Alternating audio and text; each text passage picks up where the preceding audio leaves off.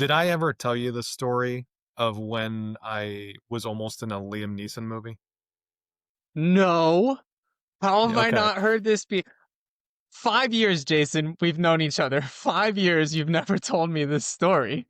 Yeah, it's and it was probably God, it was probably about 5 years ago now, and I wish I could remember what the name of the project was. Whatever the movie was, I never saw it.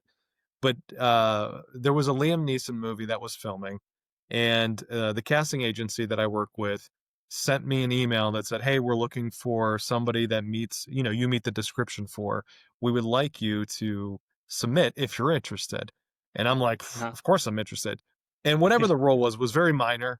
And originally I was submitting for a non-speaking role. It was just like it wasn't background, but it was just a non-speaking role. So I submitted for it, and they call me, and it's a different guy than I've talked to before at the casting agency. Normally it's a woman that interacts with me, and they don't usually call. They usually just send everything by email. So this time this guy calls me, and he's like, "We like your look. Can you send me a tape of this, of like these quick couple lines? I'll send you the info. Can you send that to me?" I'm like, "Yeah, sure, whatever." So I do that, and he calls me back, and he's like, "Look, the part you were going for, I'm not gonna put you in that. I got a better part for you, and I think you're perfect for it." And I'm like, "Oh, like this doesn't happen, right? Like this doesn't happen to me." So I'm like, "Okay, yeah, like tell me more."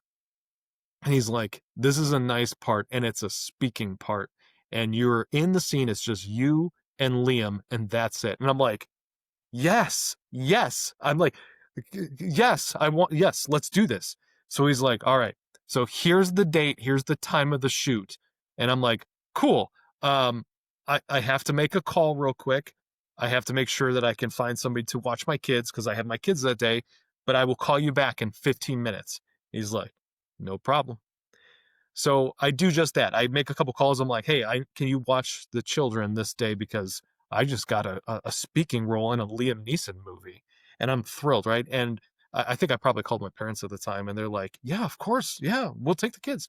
So I call the guy back. And I'm like, "Good news, I got a babysitter. Everything's good." But I got his voicemail, so I leave this on the message, right? I'm like, "Call me back, or like, let me know what you need from me next, or whatever." So I'm waiting and waiting and waiting. I'm not hearing anything, and I don't want to be pushy because you're always worried as a newer actor that like Yeah. you're going to push the wrong button. So I'm like, I'm not going to Really? bother the Yeah. guy. I'm just going to give him time to digest. So I wait, and the next day I haven't heard from him. So I sent him a text like, "Hey, just want to make sure you got my message. Let me know if you need anything. Um, Looking forward to it." And still don't hear anything. And then I'm like, "All right, let me give it a little more time." And I was just like, "Hey, just checking, like, is this still the date or whatever?" And eventually he calls me back, and he's like, "Hey man, I'm sorry. When you needed to check on it, we found somebody else to fill the role." And I was like, "Are you really?" I'm like, I thought, like, in my head, I wanted to be like, "I thought you said I was perfect for it. I thought you really liked my performance." But apparently, what I should have done was just yes and commit to it, figure it out on the Yeah. back end, and then in the event that there was a problem, then I bring it up after the fact because they don't want to wait. They want to make sure they got Yeah. something locked in there. And that was Yeah. a big life lesson. Dang, dude. Yeah, Yeah, that would have been that's good. we learn things the hard way. If only it weren't so. Yeah, I've had this problem a couple times where I would book like some of the coolest parts that I've booked. Um, you get the role like that Netflix movie I was supposed to be a part of. I had that was non-speaking, but like that was a couple days shoot, and it was I forget what the pay was, but the pay was good. And I had gone through, I had done I met with wardrobe, I had all my stuff picked out or whatever, and the day before the shoot, they had to move the shoot date because the scene that they were shooting the day before had got bumped because of the weather. It was an outdoor scene and the weather complicated things. Mm. So they moved that to the following day, which the following day was the day that I was supposed to shoot. So my day got pushed, and they're like, "We're not sure when we're filming it yet. So we'll get back to you." All right, cool. Yeah. I work another full-time job. So, like I'm like, all Yeah. right, as soon as I know I got to request the time off. And then, when they got back to me, they're like, "Oh, we need you tomorrow." And I'm like, "Okay, Yeah, and I learned from the last time, I'm like, "Yeah, sure, got it." And then I checked with regular work, and regular work's like, "That day is not available." I'm like, "Well, I guess I'm not going in tomorrow." So, I had to call them back. I'm like, "I sorry, but the rearranging of the schedule, I can't make this new shoot date," and I didn't end up being part of the movie. Still on my It's IMDb dude, credit though, so I got something out, and I did get paid for.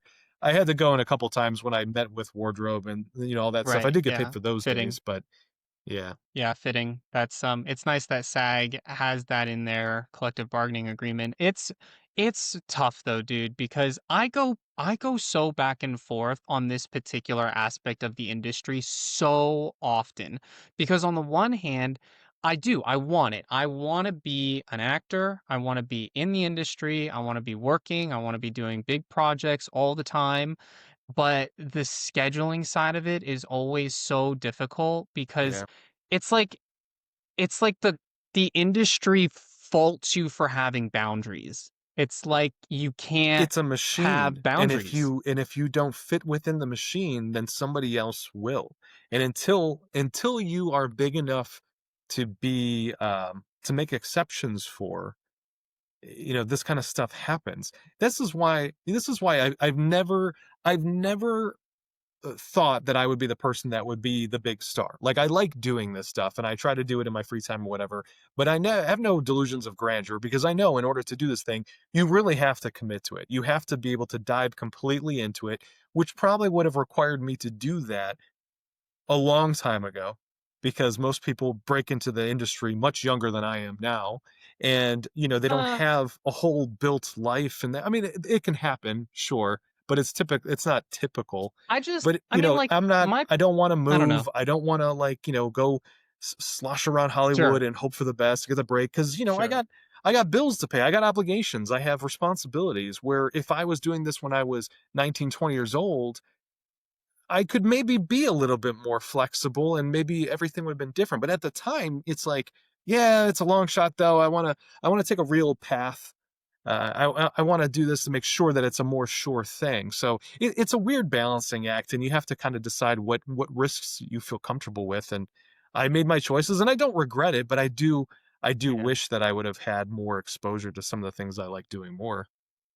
It's definitely, yeah, like I said, it's one of those things that go wildly back and forth because on the one hand, I'm like, yeah, I'll drop everything. I'll drop everything. I'll fly anywhere. I'll move anywhere. I'll do whatever I need to do in order to do it. And then a real life thing happens and I have to sit down and be like, okay, what what is important to me? And also, what is my likelihood of success pursuing any given path? And it's one of those things where you have to have that tough chat with yourself and be like, look, I do want this. This is a no guarantees road. I have this other life event thing that's happening, and there are some guarantees this way, and these are the responsibilities that I have to meet.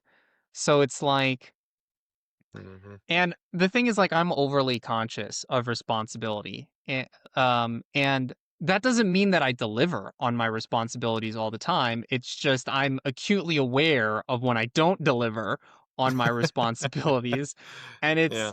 it's rough. It's really not a path for everyone, and because like so few people, it's like 1%, right? I think that's the figure, or less than 1% of everyone I who wouldn't be tries surprised. makes it. Yeah, and the So thing is I think the harshest reality is that when you are and this is my opinion because I've only made it so far, but in my opinion, when you are first starting out, it is all about the art and the, doing what you love and this thing that you're passionate about, whatever. And then at the top, it seems like it's probably a lot that way too, because you get the choice of doing the things you want to do. You have more control over the type of roles and you have more say in how you play those roles. But from the middle there, it's all like the machine. It's all the machine, and you have to make sure that you fit within somebody else's vision. There's a very romanticized idea of what that is when you're towards the bottom, and to yeah, make it, you have to be willing to kind of truck your way through the part that isn't romantic at all, and it's a lot of work, and it's a lot of rejection, and it's a lot of pain, and it's a lot of struggle, and you Yeah. do that in the hopes that you get to the top where you can find that romanticized idea again. But who knows? Maybe that also sucks. I mean, maybe there's stuff there that's no good too. I mean, I haven't gotten to that level, so I don't know. But it's I don't think it's I don't think like when you start like that's the whole journey. It just doesn't seem to be the case, and it's unfortunate, but it's the reality of it.